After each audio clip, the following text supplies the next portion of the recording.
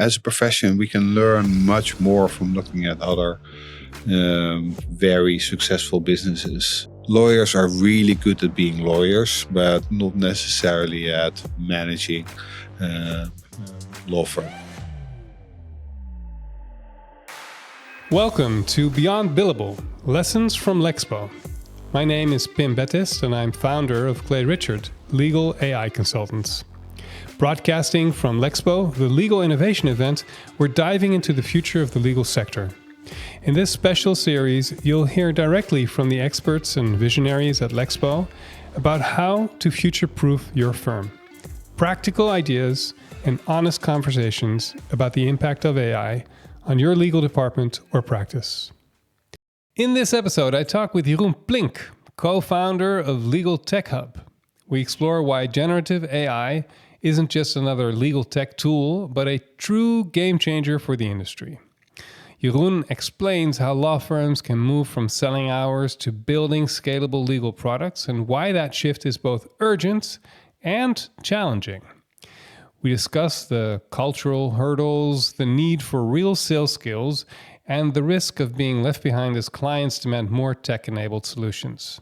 Enjoy this sharp, honest conversation about the future of legal work and what it takes to stay ahead. Welcome, Jeroen. Dankjewel. Thank you. You are the co-founder of Legal Tech Hub. That's right. And we're here today at Lexpo 2025. I just saw your talk. Nice talk. It was a wake-up call. Thank you. A good one. And you started off with a shift in comparison with older tech. Can you talk a little bit about that? What you meant with that? So I think pre-ChatGPT tech was important, but it wasn't a big shift in productivity. Whereas if you look at what's achievable with LLM-based technologies, the gain in productivity is so much bigger than in the old days in document automation technology, drafting technology, document review, even older systems like e-discovery software. I think you can get so much more out of the same data set leveraging Gen AI than before. So I think pre-ChatGPT, you could call technology the legal tech departments the departments of marginal improvement, whereas this technology actually makes a massive difference. And even such a big difference that you called innovation departments no longer a cost center, but a profit center. I think potentially, yes. I think in the old days, again, it was about making marginal improvements, but it never had to do with the fundamentals of providing legal advice. And now, actually, with the ability of the tools like Harvey and Legora to create products that can be sold to clients and that are being sold to clients, I think that changes it from an internal cost center to the ability to generate additional revenue for the firm and increasing the relationship with the clients through that technology. So it becomes a strategic imperative and a competitive advantage, whereas older technologies, it was hard to create competitive intelligence, especially because everyone leveraged the same technologies. And there was not as much room as there is for coming up with your own flavor of, I don't know, what used to be document automation. Document automation, in my view, was a one-trick pony. You create documents a bit faster. Whereas here, leveraging the technology, you can create custom projects and workflows, and you automate those workflows, and you get massive productivity gains. Yeah, it's basically an assistant to a legal professional, whereas document automation, or more the deterministic AI, if you will, kind of outsourced some work to technology, but it was a fragment of the whole value chain.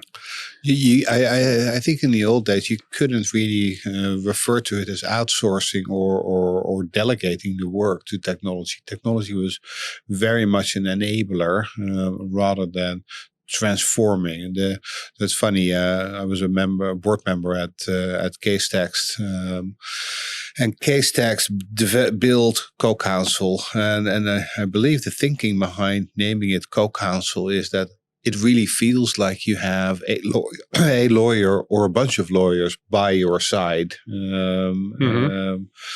as opposed to some technology that helped you go 5% faster. It really feels like you have a team. I compare it to myself in my day-to-day life. I use ChatGPT probably 4 to 5 times per day, and it really makes me so much more productive. I feel like I myself am a full team when it comes to producing content or emails or research.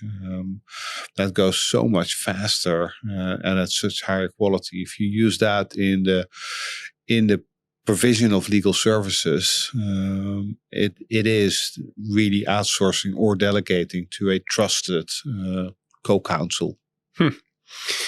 The reality we live in today is very different from what you're projecting. When I look at research, and this is from Q4 2024, about the capitalization of AI in the UK, there was only one firm or 1.5 firm from the top 10 UK firms that actually capitalizes on it.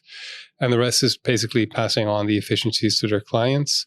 This was in Q4, so things are moving really fast, but you're really seeing it as an opportunity to make money with it. Can we double click on that? Can you explain to our listeners how you can actually make money with this software? So I think that is a fairly recent development, but if you talk to the teams at Harvey and Legora, they actually, and I think Harvey started with that, and that was Douwe Groeneveld at ASML, who collaborated with A&O, where A&O automated some processes for ASML on the basis of Harvey, and I think that was the first instance of that technology being levered in a way that A&O could sell it to a client. Right. I think that's the kind of thing we're talking about. It's a very practical example, and I know that's being talked about a lot, is using the technology for repapering. So you got 50,000 loan agreements that need to be reviewed for compliance with the DORA Act, the Digital Operations and Resilience, I think it is. It's called. Review those documents against DORA compliance and change the documents or create amendment documents using generative AI. That's the kind of thing that a law firm can produce for its clients, who can then run those systems on their own documents without intervening or involving the law firm after the law firm building a system. And I think that's an example of leveraging the technology, creating automated workflows that used to be done manually at how many hours, hundreds of dollars or euros or pounds per hour. As a beautiful example. And it clearly shows, or maybe I can ask you, what is required to get to such an outcome? What do you have to have in place as a law firm, but also as a legal department, to get to such an outcome? That's a very good question. I haven't thought about that angle. I would say you need the legal expertise. You need access to the documents. You need to be able to program in whatever limited way you need to program this. But I think you need to be able to build the agentic AI to from start to finish and capture the entire process. And from an in-house department perspective, I don't think you need much. You probably need licenses to the underlying technology that's being used for this, but that should be about it. And then you have the product, and you're going to have to be able to sell that product as well. So there's that too. Well, sales is an important one. It's one of my hobby horses. I've referred to sales by law firms as the S word. I think law firms think of sales as something dirty, something that people selling secondhand cars do, but lawyers don't do sales. And I think that's something that will have to change over time. Yeah, because you showed another figure. I think this was about due diligence, and obviously with due diligence, there's the biggest impact with the tabular view function, where revenues of around 11 million went down to 1.2 million. And the margin was 40% with the 11 million and around 70% with the 1.2 million. But then you still have that huge gap of around 10 million that you're losing in revenue. So this sounds like one solution to that problem, that you actually create a product in collaboration with your clients and then sell that to other clients and potentially make way more than that 10 million gap. So the interesting thing, and this is an example that I got from an alternative legal service provider. They were asked by a client to it's not technically due diligence, but they needed to say something validly about 30,000 documents that had to be reviewed.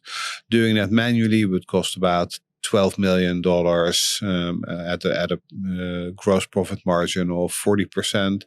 Doing it using older technologies would cost about $8 million, and using agentic AI, the client was paying $1.7 million, but at a much higher gross profit margin for the firm. They were operating at 70%. So how do you then, as a law firm, deal with that? Exactly. Are you happy about making or increasing your gross profit margin? As a former junior associate who spent several all-nighters, I would have loved to have a tool that actually would improve to my quality of life. Fair enough. And I think the other part of that is, as a law firm, are you capable of selling 8 to 10 times those projects as opposed to doing a one-off where you indeed lose out on the gross profit margin, or on the top line, and that's a massive hit that you're taking. So I would say there's a benefit. There's a win-win for all, but you need to amplify the results by increasing your throughput.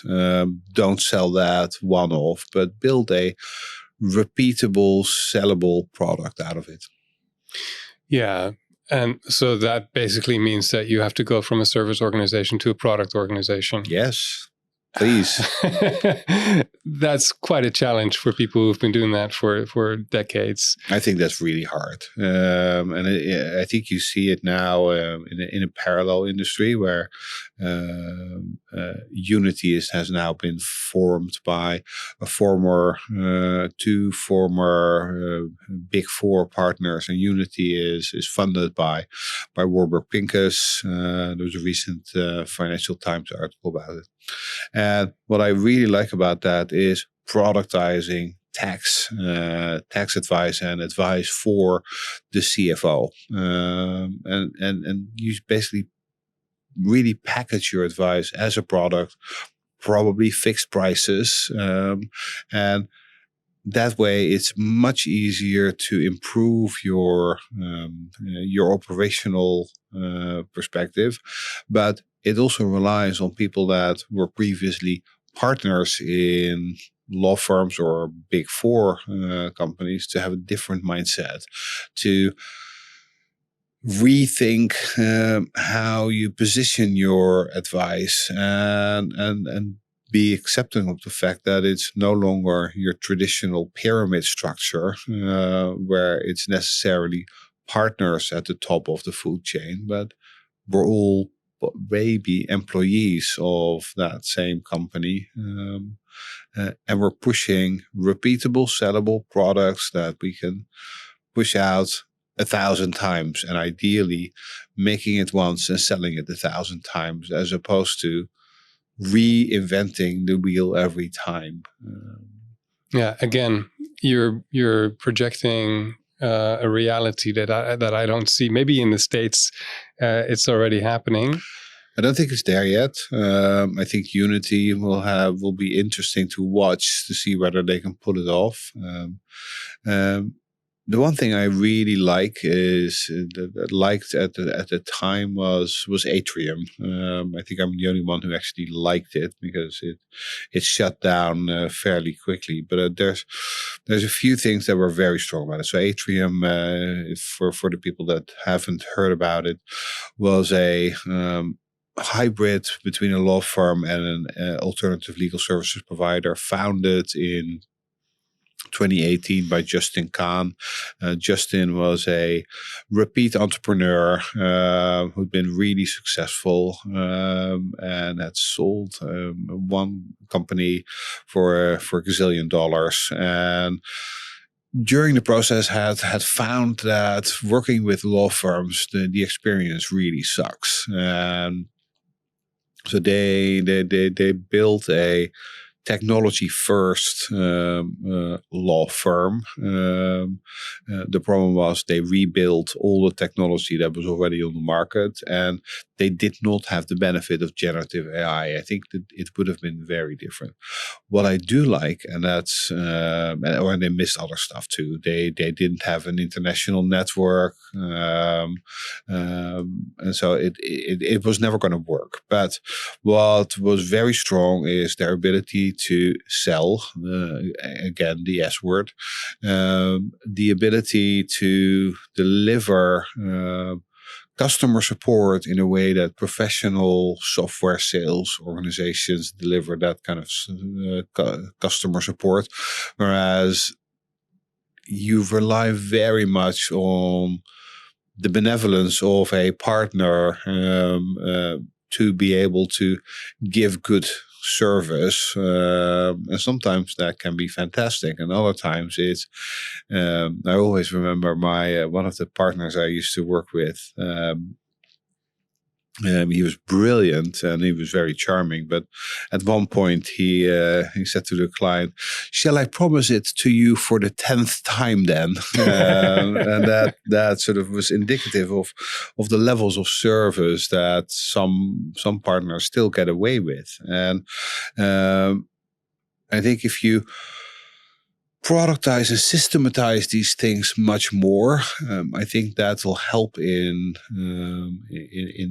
repeat business and consistency and making it more of a product. And I think that's what Atrium was really good at. And I think that can happen, and it will happen. What do you say to people who kind of throw back at you, "This is so different from what I'm doing right now. It's too different for me to even wrap my head around." Like, this is because you're basically asking people to go from completely bespoke work that is really requires like intelligence and creativity and a lot of joy also in work, to go to certain products that sell a lot, the 20% that causes 80% of the turnover, and to productize that. Which also requires creativity and all that jazz, but it's so different from what people are used to. What do you tell these people? I think these people, some of them, look, they may be right. If you're towards the end of your career, don't change it. Your practice will outlast you. But I also say to those people, some of what you're saying is close to being delusional. There's no joy, no creativity in negotiating the 100th NDA in a big transaction. That cannot be why you went to a prestigious law school, paid whatever, how many hundreds of thousands of dollars in the U.S. law school, to do process law. There's nothing creative about whatever 40 to 70% of what's being done in a law firm, and the clients pay for process law the same as real quality law.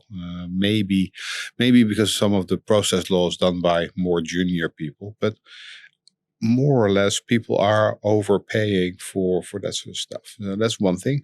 The other thing is, surely it cannot be normal or acceptable that people work as hard as they do in some of these big law firms. I remember vividly talking to a former colleague of mine whose husband worked at I'd say, top 5 law firm, who for months at end would come home at 4 a.m. And go back to work at 8 a.m., 3 hours of sleep. And at one time he collapsed in the shower. And it's like, that's not how you can actually provide good advice. And B, how sustainable is that as a business model? Yes, you sell hours, but selling 2,000 hours is for years at end. That is exhausting, and it's just not fungible. I'm lazy by nature, and I'd much rather make something once and sell it 1,000 times than selling 1,000 hours per however many months. You talked about a firm in the States, top 50 firm, that is killing the billable hour entirely. There's rumors that one of the AmLaw 50 firms has hired a very senior executive, and the goal of that, or the focus of that executive, is to kill the billable hour for that firm in the next 3 years. So it's happening. It's really happening now. Yep. Missing the boat. A lot of people talk about missing the boat. How do you miss it? There's a number of ways people can miss the boat. I think if you're not currently experimenting with generative AI, if your core systems are not up to snuff, if your information architecture is behind, basically many firms have underestimated or underinvested in technology over the last however many years. It was the plumbing. It was your email, at best it was document automation. I think the firms have significantly underinvested in that.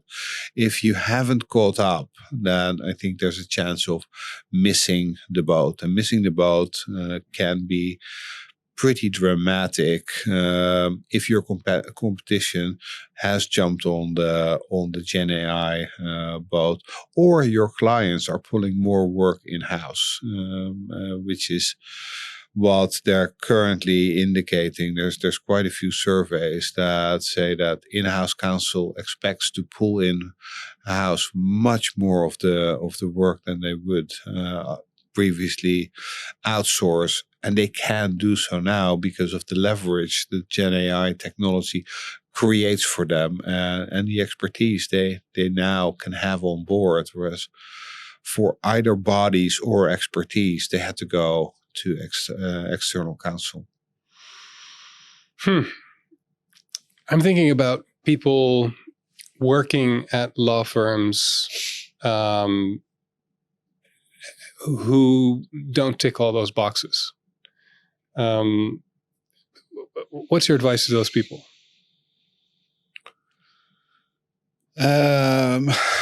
Be intellectually curious. Ask yourself, what's going to happen to my practice if in 3 to 5 years' time, 50 to 70% of my work, the work that I currently do, is no longer there. Either because we've internally automated it, or because we've lost it to a competitor, or we've lost it to the client who's pulling it in-house. Think about that economic reality. If you think you can survive that, good luck to you. But I think most lawyers cannot survive a loss of 50 to 70% of their revenue. So what do you have to do now to make sure that you're in a good position when that happens? Because I think it's going to happen. Yeah. So, and then basically there's two options. One is to persuade the board to make some changes. And then if they don't, the other option is to leave and to start something new with other people who do believe in change. Or join a firm that... join a firm that is doing it. Yeah. Yes. I think starting something new is hard, especially because the one of the biggest downsides for Atrium, which was starting something new, was the lack of an international network. Yes, if you work very locally, which they actually did, and they focus very much on VC funded companies that they helped with financing documentation and employment documentation. That can be very local. But as soon as you focus on, I don't know, international M&A, you need a network. You need an office in Germany, France, Delaware, New York, London in order to support a network, or you need a network of friendly firms.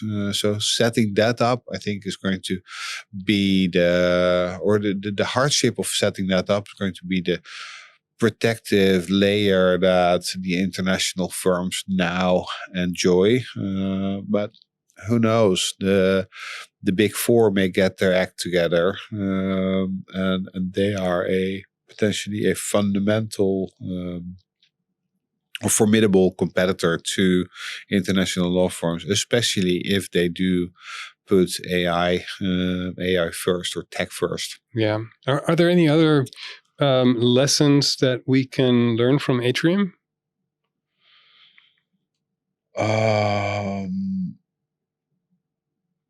I think you need a fundamental different compensation model. One of the biggest mistakes was that Atrium sold their services at low cost, but they still paid their lawyers as if they were employed by big law firms or big Silicon Valley law firms. You don't need an MBA to figure out that that's not a great model. And unless you can create leverage and let those lawyers that made whatever $350,000 or $450,000 per hour do the work that previously 5 or 6 lawyers would do, then you can go somewhere. That wasn't possible with the technology of that time, but that may well be possible right now. But you need to create that leverage. Yeah, the hiring process or the hiring strategy of firms must change completely now, if I'm hearing you correctly. Yeah. And it has somewhat. You see firms so in the US, firms hire classes. So the class of 2025 is 70 lawyers that all start in September of 2025. Those class sizes are in some cases reducing in size. I think that's an indication of changed hiring processes. But what I think the hardest part is figuring out how do you educate a junior lawyer if some of the work that's being done by technology, like due diligence or negotiating 100 M&A agreements, that was the stuff that I learned on. If that's now being done by technology, how do you educate those lawyers? And I think that's the big question, and that has an immediate impact on your hiring. You no longer need an army of junior lawyers for transactional work or for discovery. If that work can be done by technology, who do you hire? Do you hire more data scientists or more probably not more lawyers? So I think hiring will change.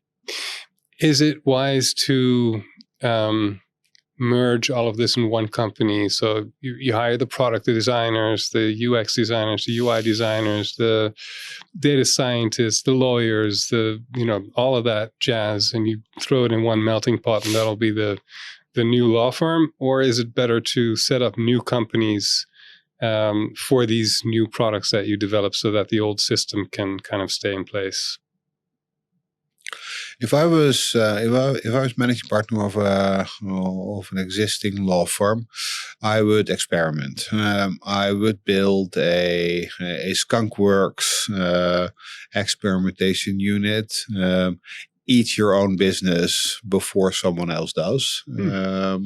That's what I would do if I was running an existing big law firm. I think the hardest part is the cultural shift. I think in order to be successful in 5 to 10 years, you may not have the traditional partnership model anymore. It might actually function like a normal company with a CEO and layers and presidents and sounds like it. Rather than partners. So I think it might be easier to start from scratch. I mean, that's I think one of the reasons why Unity is doing it in the way it is creating a very different structure, and I think there's a need for a different structure. I think so too. Yeah, I think I agree with you. But I have other speakers in this same podcast who say the opposite is true. I could argue that too. Yeah. But I've actually since I first left law firm life, I've felt that there is a fundamental flaw in the way law firms currently are set up. I think there's something fundamentally wrong with the partners being responsible for sales. I think the partners being responsible for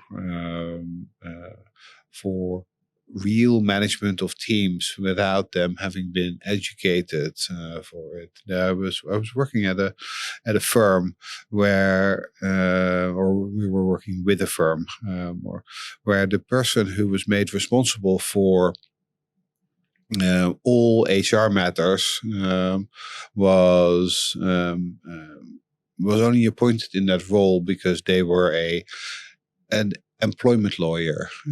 Being an employment lawyer does not necessarily qualify you to run a complicated HR department of a knowledge business.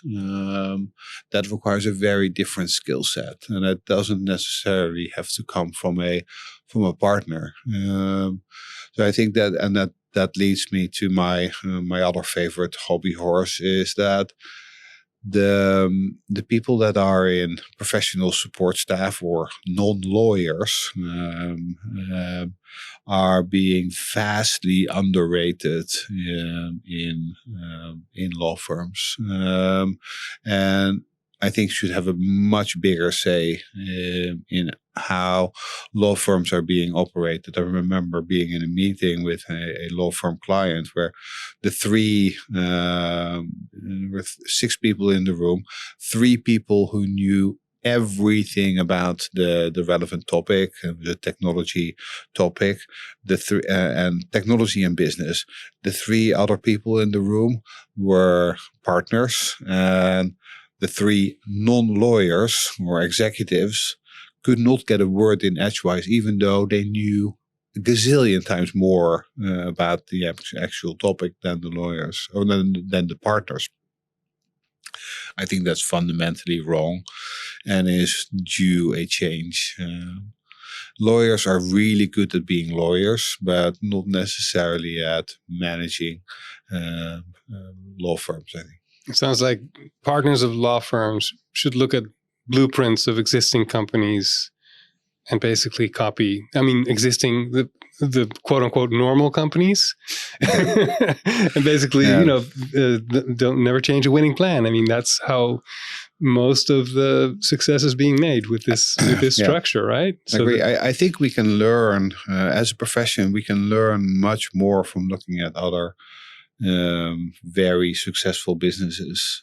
Investment banks used to be partnerships too. That has now changed, and I think they're doing quite well as a whole. The partnership model is not the end-all, be-all. Great. Are there any other things you would like to share with our audience? No, it was fantastic to talk to you. I really enjoyed it. Likewise, I did too. Thank you so much. Thank you. Thank you for listening to Beyond Billable, Lessons from Lexpo. This podcast is a collaboration with Neo House Amsterdam and Lexpo, the legal innovation event. If you have any questions following this episode, please email us at hello@clayrichard.eu.